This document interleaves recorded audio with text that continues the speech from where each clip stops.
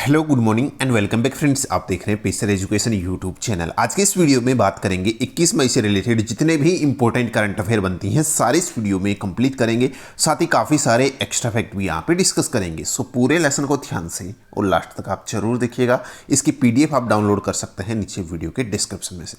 तो देखिए, सबसे पहले हम बात करेंगे जो लास्ट वीडियो की क्विज थी आपके लिए।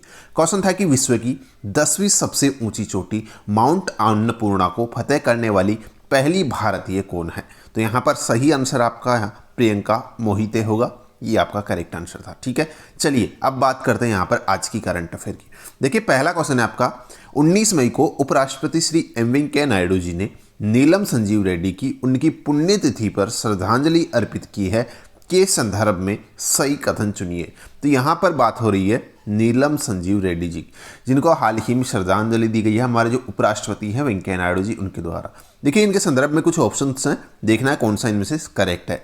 पहला ऑप्शन आपका बोल रहा है कि ये देश के सबसे कम आयु के राष्ट्रपति बने थे। बिल्कुल सही बात है, ये सबसे कम आयु के राष्ट्रपति बने थे देश के। दूसरा ऑप्शन आपका देखिएगा, 1977 को में इनको देश का छठा राष्ट्रपति चुना गया था। ये पॉइंट भी आपका सही है। और 1956 से 60 और 1962 से 64 में जो नवगठित आंध्र प्रदेश था उसके मुख्यमंत्री के रूप में भी इन्होंने कार्य किया। तो ये पॉइंट भी आपका सही है। आपके तीनों के तीनों पॉइंट सही है, तो करेक्ट आंसर होगा आपका उपरोक्त सभी सही है। ठीक है, वो इंपॉर्टेंट अपडेट है, ध्यान रखिएगा। अगला अपडेट देखते हैं अपना। 20 मई 2021 को पिनराई विजयन ने दूसरी बार किस राज्य के मुख्यमंत्री के रूप में शपथ ली है। करेक्ट आंसर होगा आपका यहाँ पर केरल के रूप। केरल के हाल ही में ये पिनराई विजयन दूसरी बार इन्होंने दूसरे कार्यकाल के लिए हाल ही में इन्होंने शपथ ली है। मतलब कि इससे पहले का कार्यकाल था जो भी इन्हीं के नाम था, इन्होंने ही किया था। और हाल ही ये दूसरी बार जो है इन्होंने इसके शपथ ली है केरल के मुख्यमंत्री के रूप में। देखिए, यहाँ पर अगर बात करते हैं 2016 से जो है ये केरल के मुख्यमंत्री के रूप में कार्यरत है। और यहाँ पर इससे पहले जो है ये केरल के सहकारी मंत्री भी रह चुके हैं और केरल के विद्युत मंत्री पद पर रह चुके थे।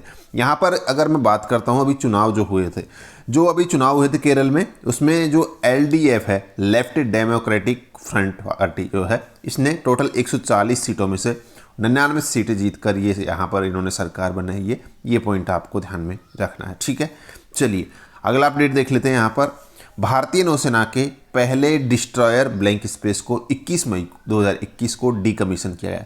यहाँ पर पूछा जा रहा है कि भारतीय नौसेना का जो पहला डिस्ट्रॉयर है वो कौन सा है जिसको आज यानी कि 21 मई 2021 को डीकमीशन किया जा रहा है। तो आपका सही आंसर होगा INS राजपूत। INS राजपूत जो कि भारतीय नौसेना का पहला विध्वंसक पोत है। ध्यान रखिएगा, ये भारतीय नौसेना का पहला विध्वंसक पोत है जिसको डिस्ट्रॉयर भी आप कह सकते हैं। ये 41 साल की सेवा के बाद शुक्रवार यानी कि आज 21 मई को इसको नौसेना की सेवा से हटाया जा रहा है, रिटायर्ड किया जा रहा है। तो ये पॉइंट आपको ध्यान रखना है। पहली बार जो है इसको कमीशन किया गया था 4 मई 1980 को कमीशन किया गया था। और उसके बाद 41 वर्षों तक जो है इसने भारतीय नौसेना में अपनी सेवाएं दी है। अगला अपडेट फिर देखिए, अगला अपडेट है यहाँ पर अपना, एक हिमखंड हाल ही अंटार्कटिका महाद्वीप से टूटकर अलग हुआ है। यह हिमखंड अब दुनिया का सबसे बड़ा हिमखंड है। इसे क्या नाम दिया गया है। तो यहाँ इसको नाम दिया गया है A76 इसको नाम दिया गया है। ध्यान रखिएगा, ये दुनिया का सबसे बड़ा हिमखंड बताया गया है। A76 इसको नाम दिया गया है।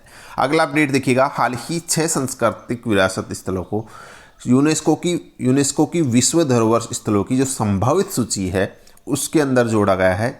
इसके साथ ही इस सूची में स्थानों की कुल संख्या बढ़कर अब कितनी हो गई है। तो सही आंसर होगा यहाँ पर 48। वेरी वेरी इंपॉर्टेंट अपडेट है। देखिएगा, हाल ही में जो है हमारी सरकार ने भारत के 6 अन्य सांस्कृतिक विरासत स्थलों को इस यूनेस्को की विश्व धरोहर स्थलों की संभावित सूची है उसमें ऐड किया है। और अब यहाँ पर टोटल जो इनकी संख्या हो गई है इस सूची की, वो कितनी हो गई है, 48 स्थान हो गए इसमें। ठीक है, इनके नाम आपको जरूर ध्यान रखना है। जो 6 नाम इसमें जोड़े गए हैं उसमें पहला नाम है वाराणसी का गंगा घाट, दूसरा नाम है तमिलनाडु में जो कांचीपुरम का मंदिर है उनको इसमें ऐड किया गया है। मध्य प्रदेश में जो यहाँ पर सतपुड़ा टाइगर रिजर्व है इसको इसमें शामिल किया गया है, मध्य प्रदेश में सतपुड़ा टाइगर रिजर्व को। और यहाँ पर जो महाराष्ट्र सैन्य वास्तुकला है उसको इसमें शामिल किया गया है। हीरे बेंकल मेगालिथिक साइट जो है इसको शामिल किया गया है। और यहाँ पर मध्य प्रदेश में नर्मदा घाटी के जो बेड़ा घाट, लमेता घाट है, इसको इसमें शामिल किया गया है। इंपॉर्टेंट क्वेश्चन है, ध्यान रखिएगा, इन नामों को आप ध्यान रखिएगा, ठीक है। ऐसे भी पूछा जा सकता है कि कौन सा इनमें से जो है हाल ही मतलब कि जो यूनेस्को की जो संभावित सूची है उसके अंदर ऐड किया गया है, तो आपको ये नाम ध्यान रखने, ठीक है।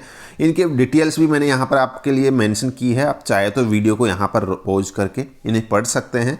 यहाँ पर इनके जैसे कि वाराणसी के गंगा घाट की अगर मैं बात करता हूँ तो ये जो नदी है उनके किनारे की सीढ़ियाँ हैं जो कि गंगा नदी के किनारे तक जाती है।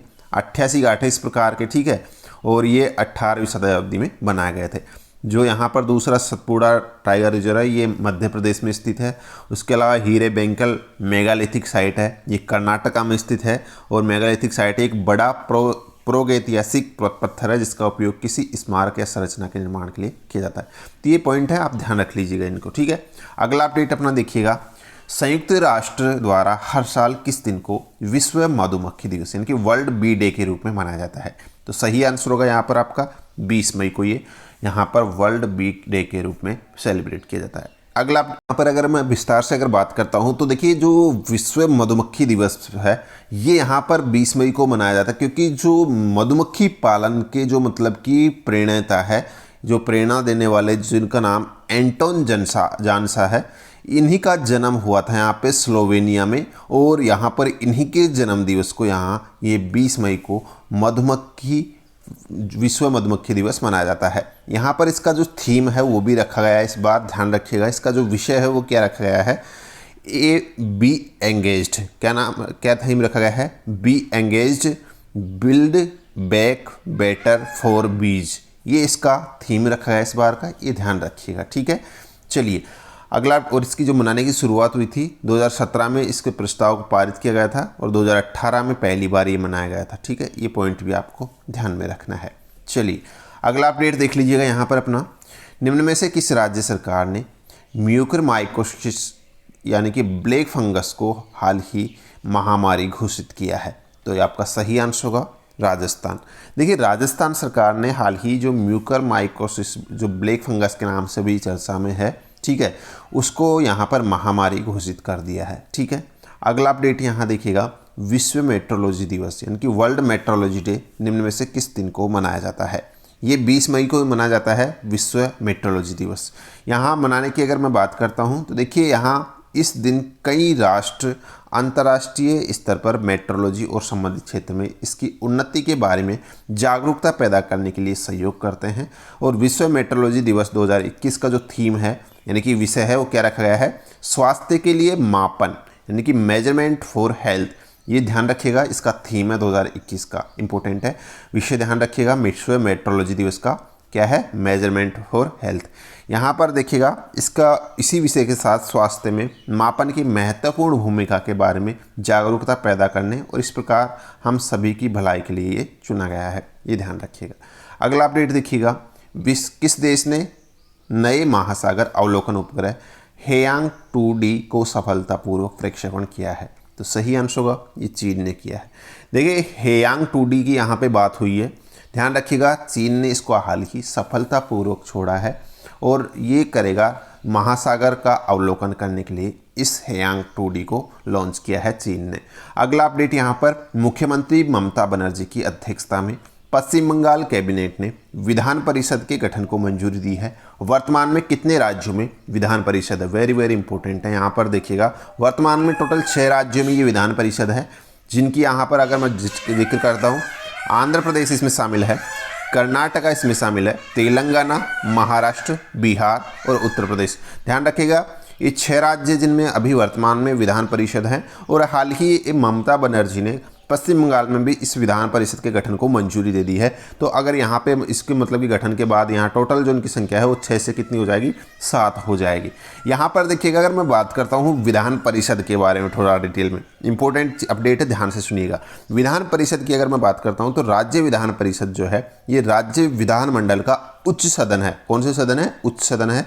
और इसको जो है भारतीय संविधान के जो अनुच्छेद 169 है इसके तहत स्थापित किया जाता है। यहाँ पर दूसरा पॉइंट है कि राज्य विधान परिषद का आकार राज्य विधानसभा के सदस्यों के 1/3 से अधिक नहीं हो सकता। विधान परिषद का आकार जो है वो राज्य विधानसभा के 1/3 सदस्यों से अधिक नहीं हो सकता है। ये यहाँ पे कंडीशन होती है। यहाँ पर एक और पॉइंट आप ध्यान रखिएगा, राज्य विधान परिषद जो है ये राज्य विधानमंडल का उच्च सदन है। और ओके, ये चीज़ें हमने यहाँ पे डिस्कस कर ली, ठीक है। तो ये पॉइंट आपको ध्यान में रखना।